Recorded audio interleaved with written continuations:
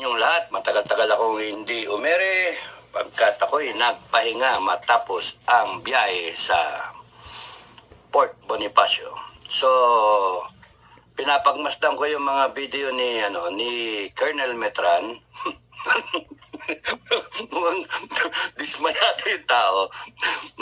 Pero okay lang, maganda rin yung nagkita-kita kami doon nila Colonel Metran at sayang wala si Maki Makanas, no? Di siya pwede.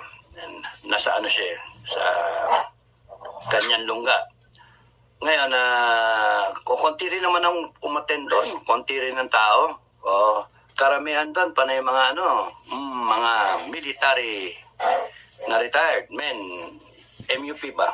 MUP. Tapos, after mga bandang 12,